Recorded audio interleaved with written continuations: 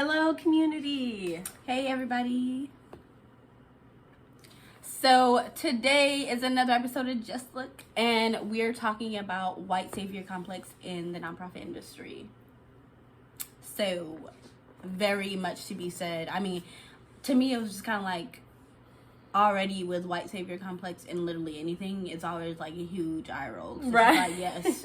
We know it well. If you are black or brown, you literally know how it is when you are going to white people for any kind of service. It's usually some kind of condescending approach, I feel like. But in the nonprofit industry particularly, I feel like it's very dangerous because it reinforces this whole notion that white people seem to have that they're needed for solving some kind of issue with black or brown people, like, oh, we could just go help. It's like an instrument of colonialism that I feel like it gets internalized. It's an instrument of racism that gets internalized, and it's so incredibly violent. It's literally responsible for these huge disparities that we're always working to address, these huge disparities in homelessness, these huge disparities in unemployment, these huge disparities in both the juvenile justice system and, you know, the adult justice system, or injustice system rather. So for me, when we're talking about the white savior complex in nonprofit sector, I do think about how it is like when I'm receiving services, because I am put in these positions systemically where I have had to reach out to receive services. So I know the feeling that is associated with going to these white-led institutions who are the most well-funded, who have the most opportunity to help communities, and having that hands-down feeling that, oh, you know, we know what your communities need. Just listen to us, and then maybe one day you can be like us type energy that you get when you're going to receive services. I also think about what it's like to work with white-led nonprofits as my peers, as you know, leaders of a grassroots community-led organization that is holistic, that is person-centered, that is preventative, that is all these things that white systems don't value, and you don't get a white savior when you do nonprofit work the way that we do it. So it just really clashes. There's a clash and a clash and a clash. For me, it makes me think about the different layers of like thinking about the white savior complex coupled with that bias. And then that's where you have to really pick and choose. Well, this person is deserving of services, you know, but this person, you know, they're just trying to work the system, you know, like I feel like we see that a lot, the combination of the white savior complex and then the biases together and how that works. For me, it is something that also, like you were saying, you think about the disparities that come from that, and then you're like, okay, well, now I'm seeing how these disparities are happening within white-led or mainstream organizations, and the gatekeepers who also embody this white savior complex, and you read it in the grant language, right? When you're filling out an RFP. For something that I've noticed is just like the psychological element that it causes, the disparity that it causes inside like the black and brown children that are in these positions, and everybody that they see in a position of power, everybody that has, you know, the resources to give them, they're white. None of them look like them. So, you know, what are they thinking? What position am I going to have when I become an adult? Am I going to be, you know, the one that needs the help, or am I going to be the one that's able to give the help? And they always see, you know, the Superman, the Spider-Man, the white person coming to save the day, and they don't get to see that 9 times out of 10 the white person is kind of the reason why they're in that situation in the first place.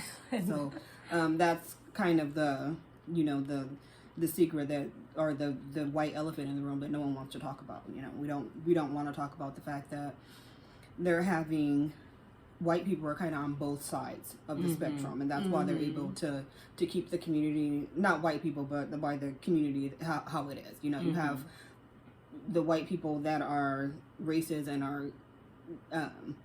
keeping all of the resources and marginalizing black people and keeping them out of the out of the spaces where they can thrive and take care of themselves. And then you have on the other side, you have the white people that are giving to the people that are poor and are the victims of the people on the other side. So it's this cycle that continues to go on in our society. Yeah, and all the while our Black and brown communities getting caught up, and all the while saying, hey, we're here, we're advocating, and we're working for ourselves, we're trying to save ourselves, and we're getting less than 1% of the funding, for example, exactly, to serve our own communities. Right. Additionally, grants will be grouped, so it's like this grant money is for these awesome initiatives of Black and brown people serving their own community, or a white person who also says that they want to serve your community, and it'll be the same money, both being used to address the exact same disparity. But my question is how? How? Right. How is that going to both address the same disparity? I see that white savior complex, and even the questions in RFPs when we're asking about the whole notion of here's how to tell a good story to like for me that comes from that white savior complex. That white savior complex where like, oh, tell us the best story of you being downtrodden or your community being or the community you want to serve being downtrodden. And do you guys working in the nonprofit environment where we're soliciting funds, do you feel like white people want to give to organizations that have white people as the head? Why do you think it is? I think that's the status quo and the baseline, the sociological view of you're going to trust someone that looks like you more. But for me, that's the bias in it. It's not even necessarily that. It's the bias. I don't know that I don't think that people that are donating money, especially to homeless people and to people that are in poverty, are only wanting to see a white person there. And they're only giving money there. I think that the organizations, the nonprofits, are purposely only putting white people in the position to delegate the funds. But I don't think that the founders are specifically looking for white people. So I will say that no, I don't think, I think that this issue is it's here because of the people in nonprofit want it to be. Yeah, right. Absolutely. But I do think it is like on the RFP level, like let's say like donor advised funds, right? That's where a donor gives a part of money and they say, I want this to go to this certain issue, right? So they're like, I want this pot of money to address this issue, and then they put out the RFP. They got the questions, right? The request for proposal. They have the questions that you're asking, boopity boop. So for me, it's in that part where what's being sought after is the mainstream organization that of course they have more funding, of course they have more visibility, because that's what comes with whiteness, literally. And so they're gonna look like they're more in the position than another organization that might be black led, but they're grassroots. They don't have the budget. They don't even have the grant they can't afford the grant writer to even go through these RFPs or data to prove that their programming is effective. Exactly. Right. So that is where I feel like the white savior complex comes in. When they're picking the RFPs and they're seeing this, and even the people who are deciding, because there's always a committee. There's a committee who's deciding on it. Who's on this committee?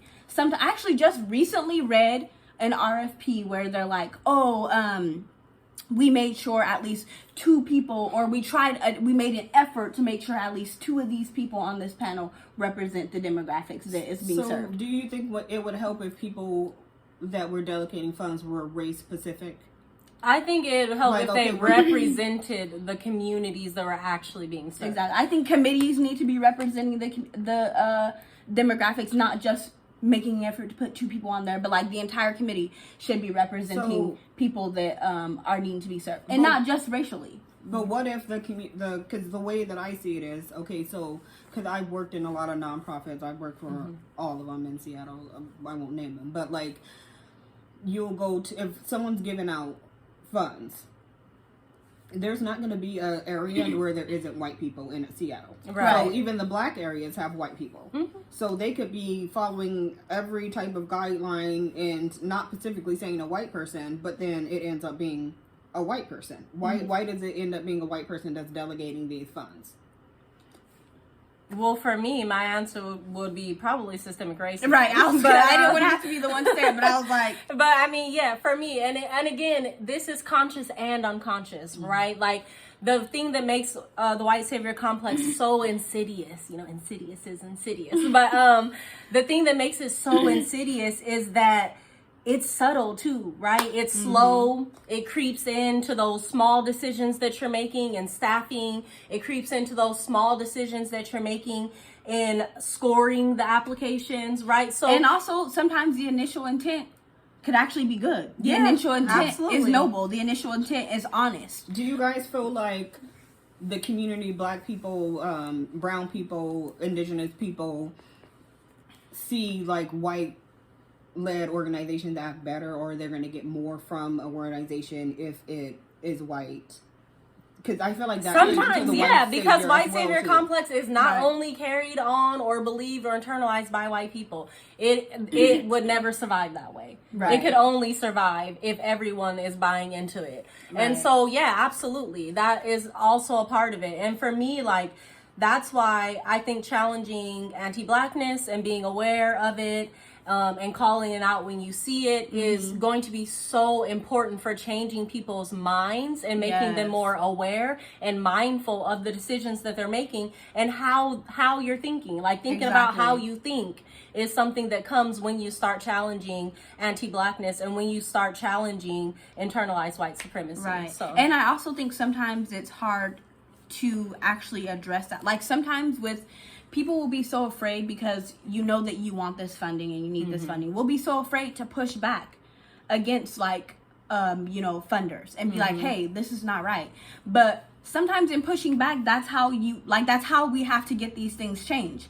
It was pushing back that really led to seeing more foundations, giving Black-led and nonprofits and prioritizing Black-led nonprofits. Absolutely. I remember even pushing back on a grant that we didn't even end up submitting for, but just being like, notice that, you're the point of contact and the head who's listed for this grant that's supposed to be serving Black-led or BIPOC-led organizations, and now here you are not in that community, but you're heading this grant. It's very inappropriate. Right. Like things like that. We have to speak up.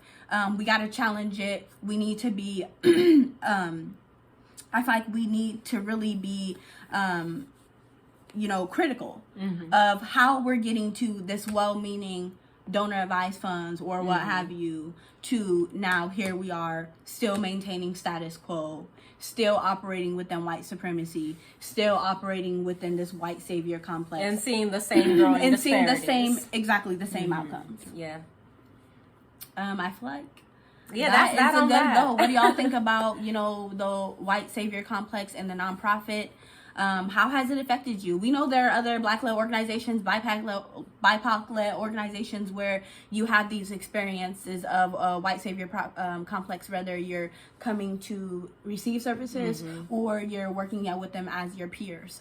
So how has it affected you? And most importantly, I think we need to keep in mind how it affects the community and how it affects the people that are receiving the self-esteem of the racial esteem of the people that are receiving the funds or needing the funds. That's the most important part. Yes. So that is Just Look. We'll see y'all later.